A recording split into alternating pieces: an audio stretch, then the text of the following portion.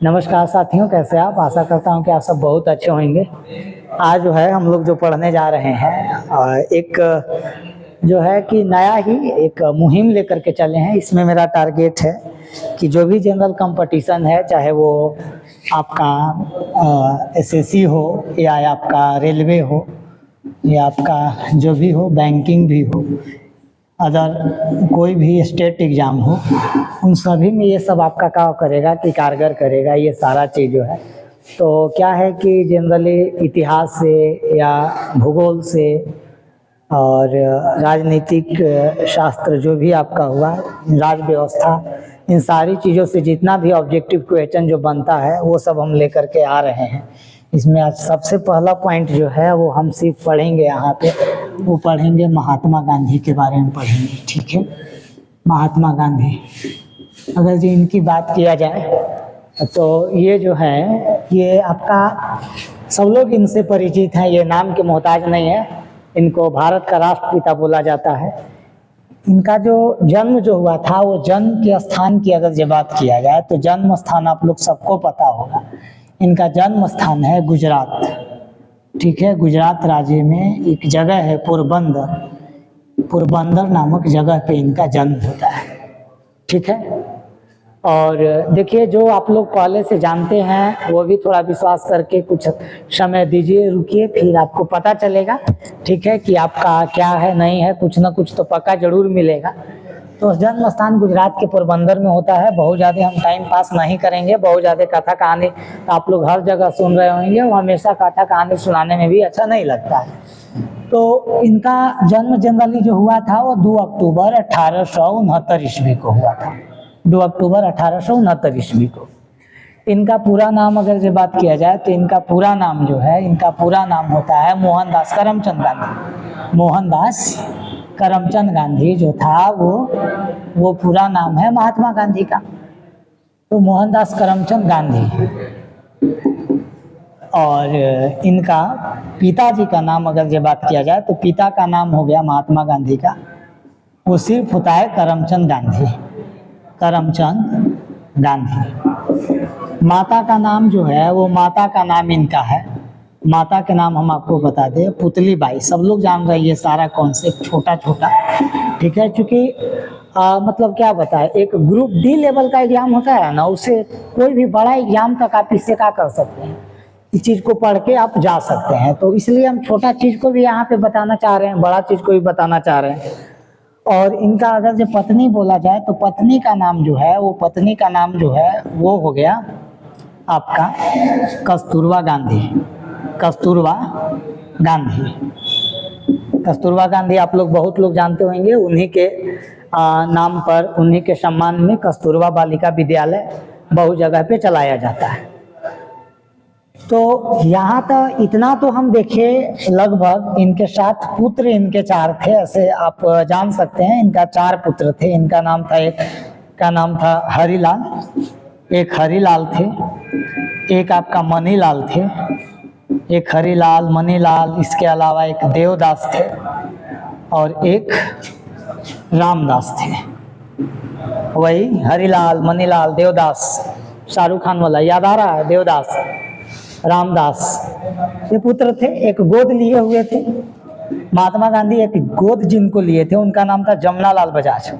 जमनालाल बजाज, इनको जो थे ये महात्मा गांधी गोद लिए हुए थे, बाकी इनका 4 अपना बेटे थे।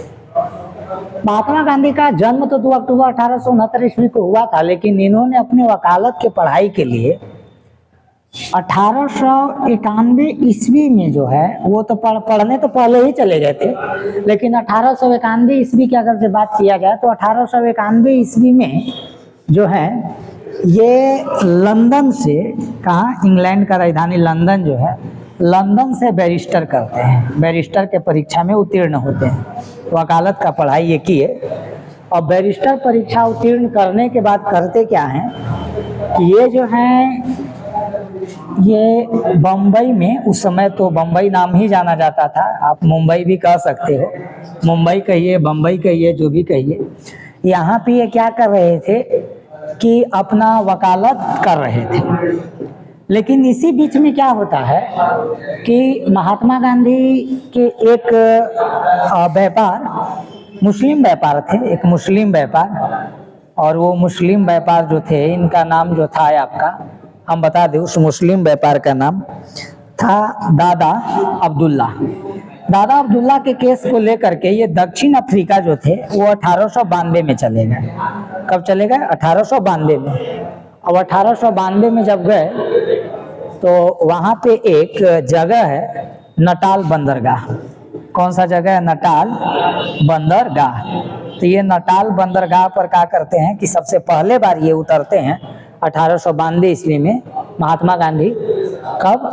तो 1892 ईस्वी में नटाल बंदरगाह पर दक्षिण अफ्रीका में महात्मा गांधी जब जाते हैं तो वहीं पे वो उतरते हैं।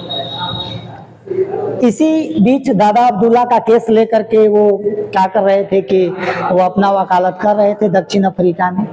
लेकिन होता क्या है कि एक बार दक्षिण अफ्रीका में ही महात्मा गांधी क्या कर रहे थे कि जा रहे थे, एक जगह आता है वहाँ पे डरबर और एक प्रिटोरिया। तो वो डरबर से प्रिटोरिया के बीच की यात्रा कर रहे थे। लेकिन डरबर से प्रिटोरिया के बीच यात्रा कर रहे थे और उस समय महात्मा गांधी क्या थे कि वो फर्स्ट क्लास एसी जो होता है उसका टिकट उनके पास था। अब उसमें वहाँ पे दक्षिण अफ्रीका में कहा था कि सिर्फ जो है ये गोरा लोग ही अलाउड है इसमें, फर्स्ट क्लास एसी में ट्रेन के। महात्मा गांधी के पास फर्स्ट क्लास एसी टिकट था। अब ये सब बोल रहा है कि यहाँ जो है फर्स्ट क्लास एसी में आप न रहे बल्कि आप तृतीय क्लास के एसी में आप चले जाइए। अब उनको ठीक लगा नहीं, कहे कि नहीं भाई मेरे पास टिकट है फर्स्ट क्लास एसी का, तो हम जरूर फर्स्ट क्लास एसी में ही यात्रा करेंगे। तो जबरदस्ती जब तृतीय श्रेणी में नहीं गए तो कहे कि हम अपने मन से तो जाएंगे नहीं। कहे कि जब अपने मन से नहीं जाएगा तो उसको जो गोरा लोग जो थे महात्मा गांधी को वो जबरदस्ती उतार देते हैं बीच में ही। ठीक है, तो डरबन से प्रिटोरिया के बीच में ही महात्मा गांधी को क्या किया जाता है कि उतार दिया जाता है। और फाइनली अपमान तो उनका हुआ ही था लेकिन तुरंत करते का, लेकिन रंग भेद के वहाँ पे साउथ अफ्रीका में नीति चलाए और 7 साल तक चलाए और उस पर क्या हुए कि जीते। यहाँ तक कि आपको बता दें कि महात्मा गांधी वहाँ के कोर्ट में भी लड़ गए थे। उन्होंने बोला कि जब इंडियंस और कुत्ते, वहाँ का वाक्य था कि इंडियंस और कुत्ते जो है ना वो फर्स्ट क्लास एसी में यात्रा नहीं कर सकते हैं, तो आखिर इंडियन को टिकट क्यों दिया गया? तुम्हारा सिस्टम में गलती है ना, ठीक है, अपना सिस्टम सुधारो तुम। तो ये चीज है, डरबन से प्रिटोरिया के बीच का यात्रा होता है और उसी में उनको क्या कर दिया जाता है, उतार दिया जाता है। अब यहाँ से महात्मा गांधी जो थे वो तो होता ही है। अब हम आगे की अगर जो आपको कहानी बताए तो 1894 में जो है वो 1894 में नटाल जो है एक सभा का स्थापना करते हैं 1894।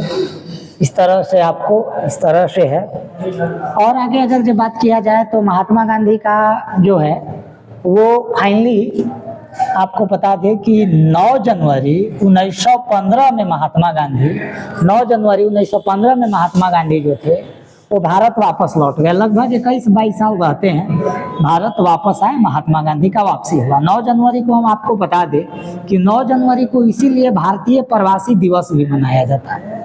भारतीय प्रवासी दिवस जो है वो कब मनाया जाता है? तो 9 जनवरी को भारतीय प्रवासी दिवस मनाया जाता है।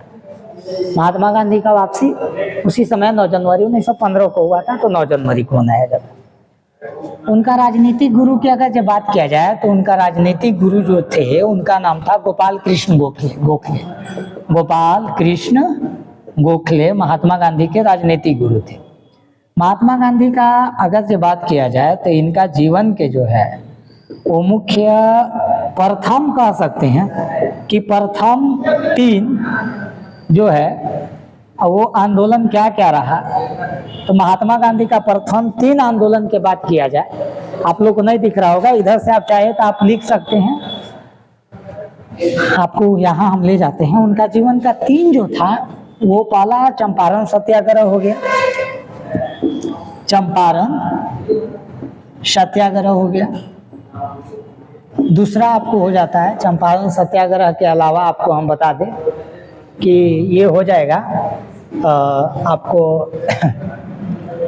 1917 में चंपारण सत्याग्रह किए थे बिहार राज्य में, एक जगह पड़ता है। सब के बारे में फिर डिटेल में भी हम बता देंगे। अभी एक ऑब्जेक्टिव के दृष्टिकोण से बताया जा रहा है। एक है जगह अहमदाबाद मिल मजदूर हड़ताल किए, मिल मजदूर हड़ताल करते हैं, ये करते हैं 1918 में। और एक और आंदोलन हुआ इनका, ये हुआ खेड़ा आंदोलन। ये खेड़ा आंदोलन कब हो जाता है? तो खेड़ा आंदोलन आपको बता दें 1919 में हो जाता है, 1918 में ये भी हो जाएगा खेड़ा आंदोलन। महात्मा गांधी क्या किए थे कि प्रथम विश्व युद्ध आप लोग को पता होगा 1914 से लेकर 1918 तक चल रहा था। उस समय जो था वो अंग्रेज लोग हमारे भारत के साथ ही नहीं बल्कि देश ये हमारे जितना भी देश है उसके कई हिस्सों के साथ वो क्या कर रहे थे, लड़ाई कर रहे थे। फ्रांसीसियों के साथ, पुर्तगालियों के साथ, अमेरिका के साथ, कई देशों के साथ उलझे हुए थे प्रथम विश्व युद्ध। तब उसमें परेशानी ये था कि उस समय चाहिए था उनको लड़ने के लिए सैनिक। तो महात्मा गांधी भारतीय लोगों को प्रोत्साहित करते हैं कि जाओ प्रथम विश्व युद्ध में जा करके अंग्रेजों को साथ दो, इससे हमसे कहा होंगे कि खुश होंगे और बाद में हमको आज़ादी मिलेगा। लेकिन ऐसा तो हुआ नहीं। लेकिन उस समय इसलिए महात्मा गांधी को भारत का सार्जेंट कहा जाता है, क्योंकि भारतीय सैनिक को क्या कर रहे थे, अंग्रेजों के साथ देने के लिए भेज रहे थे। इससे कहा जाता है कि खुश होकर के अंग्रेज सब जो था वो महात्मा गांधी को केसरे हिंद की उपाधि दिया था। लेकिन आपको बता दें कि जालियांवाला बाग हत्याकांड 13 अप्रैल 1919 को होता है। तो केसरे हिंद की उपाधि जो है वो क्या किया जाता है कि वो त्याग देते हैं दुखी होकर के। इसमें रविंद्रनाथ टैगोर भी अपना नाइटहुड की उपाधि त्यागते हैं और जमुनालाल बजाज भी अपना उपाधि त्याग रहे थे। तो इस तरह से परेशानी था महात्मा गांधी का। और भी जीवन में बहुत सारा आंदोलन रहा, जैसे असहयोग आंदोलन उनके द्वारा किया गया, सविनय अवज्ञा आंदोलन किया गया 1930 में, असहयोग आंदोलन 1920 में स्टार्ट किया गया। इस तरह से महात्मा गांधी जीवन में अपना बहुत ही योगदान दिए। भारत छोड़ो आंदोलन 1942 में किया गया। और फाइनली जो है वो बताया जाता है कि जब 15 अगस्त 1947 को जब हमारा देश आज़ाद हो रहा था, उस समय महात्मा गांधी जो थे वो बंगाल में थे। कहाँ थे जी? तो बंगाल में थे। बंगाल की एक जगह आता है नुआकोई, वहीं पे वो थे। और जब देश का आज़ादी था तो वो वहाँ पे नहीं थे, उस समय बंगाल में थे। फाइनली बताया क्या जाता है, आपको बता दें कि 31 जनवरी 1948 का दिन कोलकाता के बिरला भवन में क्या किया जाता है, इनको गोली मार दिया जाता है। बिरला भवन में नाथूराम गोडसे के द्वारा गोली मार करके इनको हत्या कर दी जाती है। तो इन सारी चीज़ों को आपको ध्यान में रखना है, समझे ना। और फिर आप लोग देख सकते हैं यहाँ पे, फिर आप लोग से मिलते हैं अगले क्लास में। ठीक है, तब तक के लिए सभी को धन्यवाद।